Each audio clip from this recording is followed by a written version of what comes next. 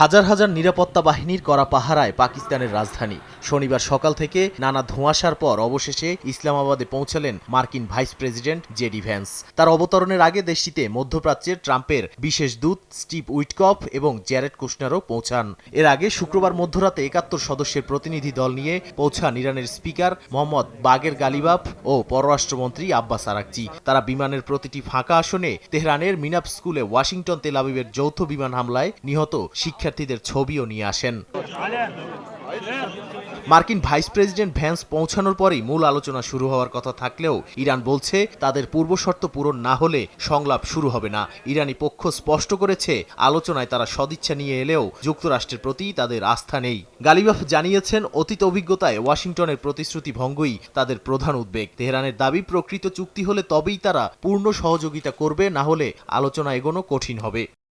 ইরানিরা আন্তরিকভাবে আলোচনায় বসতে প্রস্তুত থাকলে আমরা অবশ্যই সহযোগিতার হাত বাড়িয়ে দেব, কিন্তু তারা যদি ছলচাতুরির চেষ্টা করে আমাদের আলোচক দল তা মেনে নেবে না।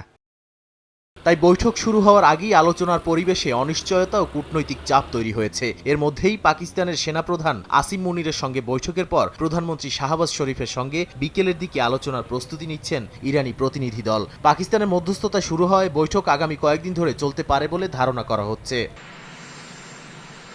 এদিকে মার্কিন প্রেসিডেন্ট ডোনাল্ড ট্রাম্প বলেছেন হরমুজ প্রণালী শিগগিরই খুলে দেওয়া হবে, প্রয়োজনে ইরানের সহযোগিতা ছাড়াই। হরমুজ প্রণালী ঘিরে জ্বালানি সরবরাহ সংকট এখন বৈশ্বিক উদ্বেগে পরিণত হয়েছে। তিনি আরও স্পষ্ট করেছেন ইরানের সঙ্গে যে কোনো চুক্তির মূল শর্ত হবে দেশটির পারমাণবিক অস্ত্র না থাকা। বিশ্লেষকদের মতে এই অবস্থান আলোচনার প্রক্রিয়াকে একদিকে যেমন চাপ দিচ্ছে, অন্যদিকে কূটনৈতিক দর কষাকষি আরও কঠিন করে তুলছে।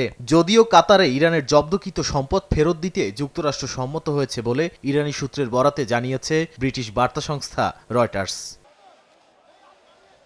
আলোচনার মধ্যেই উত্তপ্ত হয়ে উঠেছে লেবানন পরিস্থিতি। সশস্ত্র গোষ্ঠী হিজবুল্লাহ ইসরায়েলি অবস্থানে রকেট হামলার দাবি করেছে। ইসরায়েলি বাহিনীও লেবানন থেকে ড্রোন ও ক্ষেপণাস্ত্র হামলার কথা জানিয়েছে। এতে সীমান্ত এলাকায় নতুন করে সংঘর্ষ ছড়িয়ে পড়ছে। এই সংঘাত যুক্তরাষ্ট্র ইরান আলোচনায় লেবানন ইস্যুকে আরও চাপ হিসেবে সামনে নিয়ে এসেছে। এরই মধ্যে মঙ্গলবারে ওয়াশিংটনে লেবানন ইসরায়েলের যুদ্ধবিরতি নিয়ে বৈঠকে হিজবুল্লাহ উপস্থিত থাকলে আলোচনায় বসবে না বলে সাফ জানিয়েছে তেল আবিব। নাদিম মারজান, সময় সংবাদ।